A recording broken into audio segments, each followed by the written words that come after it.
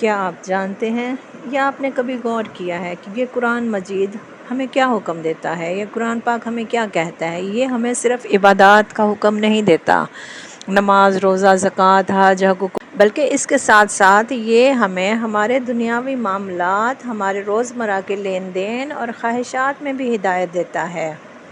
اور یہ آیات جو ہم آج پڑھیں گے یہ ہمارے بہت سارے مسائل جو ہماری زندگی میں ہمارے ساتھ پیش آتے ہیں، بہت سارے مسائل کا حل ہے۔ یہ آیات جب ہم پڑھیں گے تو ایسا محسوس ہوتا ہے کہ یہ اللہ تعالیٰ ہمیں فرما رہے ہیں۔ اس آیت میں میرا ہی ذکر کیا جا رہا ہے، چاہے کوئی مرد ہے یا عورت ہے، ہر آیت سے ایسے لگتا ہے کہ اس میں اسی کا ذکر کیا جا رہا ہے۔ تو ان آیات کو ہم دیکھتے ہیں کہ ان آیات میں اللہ تعالیٰ ہمارے لیے کیا حکم دے رہے ہیں۔ السلام علیکم ورحمۃ اللہ وبرکاتہ، نحمدہ ونصلی علی رسولہ الکریم، اما بعد فاعوذ باللہ من الشیطان الرجیم، بسم اللہ الرحمن الرحیم۔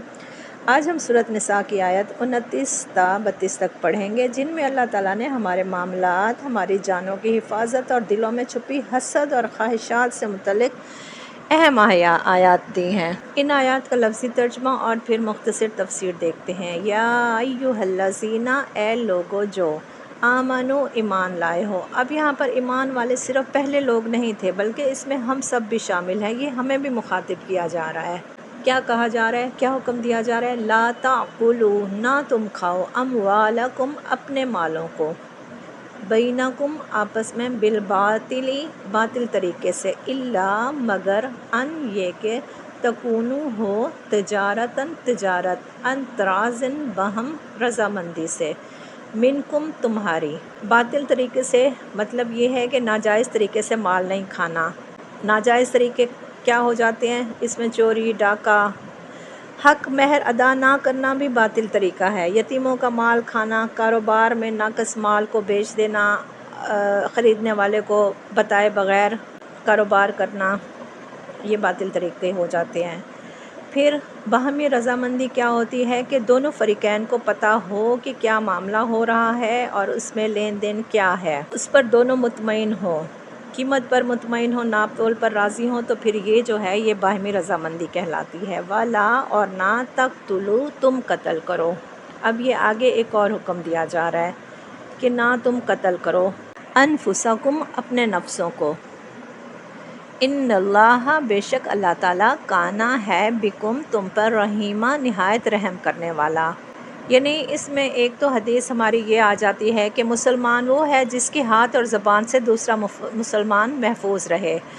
پھر خودکشی، اس میں اپنے نفسوں کا قتل سے مراد یہاں پر خودکشی بھی آ جاتی ہے، کیونکہ خودکشی کرنے والے پر جنت حرام ہے، کیونکہ ہر انسان کے اندر جو جان ہے، جو روح ہے، وہ اللہ تعالیٰ کی امانت ہے، اور وہ اللہ کی مرضی سے ہی اللہ کے پاس واپس جائے گی۔ تو اگر خودکشی کر کے کوئی اپنی جان لے لیتا ہے تو یہ خیانت ہو جاتی ہے، اور یہ بہت بڑا گناہ ہے۔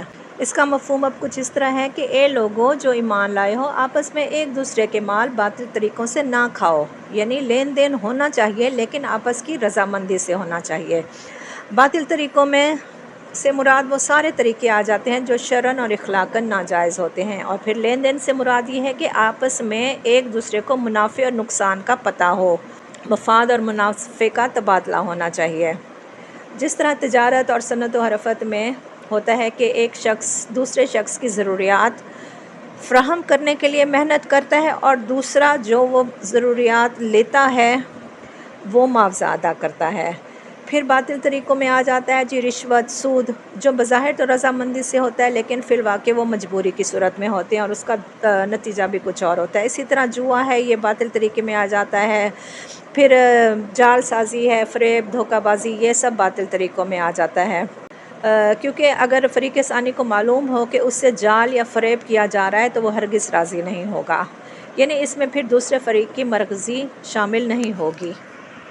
قتل کرنے سے، اپنے نفسوں کو قتل کرنے سے یہی ہے کہ ایک تو ناجائز مال کھا کر خود کو ہلاکت میں نہ ڈالو، اپنی جانوں کو نہ ختم کرو۔ پھر اس میں کچھ اور معاملات آ جاتے ہیں، جیسے خودکشی بھی آ جاتا ہے، کسی انسان کا قتل کرنا بھی آ جاتا ہے۔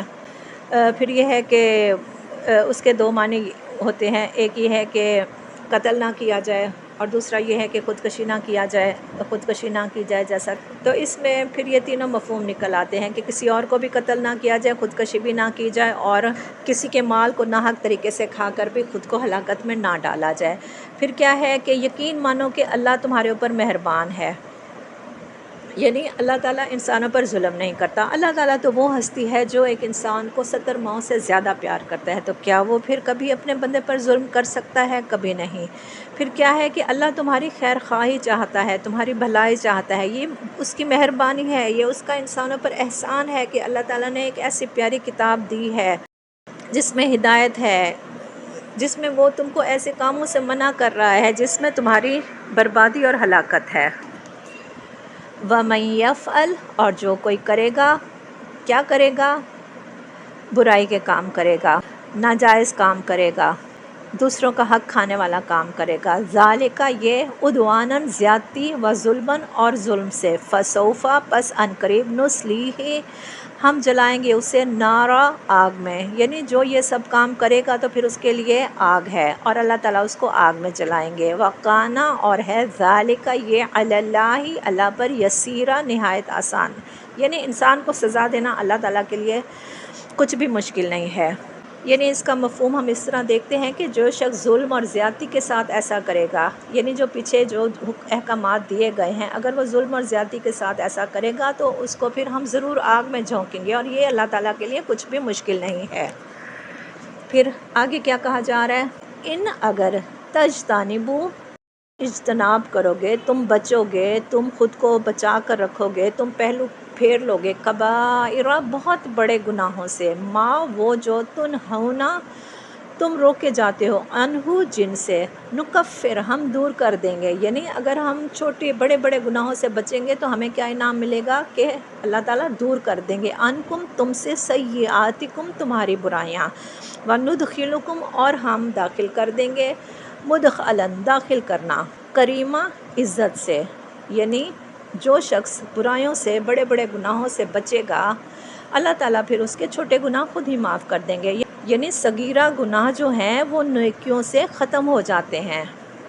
اور کبیرہ گناہوں کا ہمیں کیسے پتہ چلے گا؟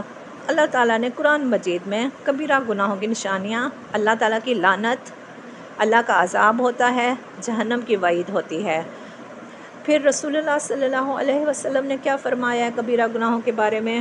اللہ تعالیٰ کے ساتھ شرک کرنا، سود کھانا، اولاد کو قتل کرنا، والدین کو ستانا، جھوٹ بولنا، زنا کرنا، اور اولاد کو قتل کرنا یعنی اس خوف سے قتل کر دینا کہ ہم کیسے ان کی پرورش کریں گے، ہم ان کو کہاں سے کھلائیں گے، تو یہ سب جو ہیں کبیرہ گناہوں میں سے ہیں۔ اور پھر کبیرہ گناہ جو ہیں وہ توبہ سے معاف ہوتے ہیں، اور کچھ کبیرہ گناہ ایسے بھی ہیں جن کا پھر کفارہ ادا کرنا پڑتا ہے، لیکن جو صغیرہ گناہ ہیں وہ ہمارے نیک عمل سے خود ہی ختم ہو جائیں گے۔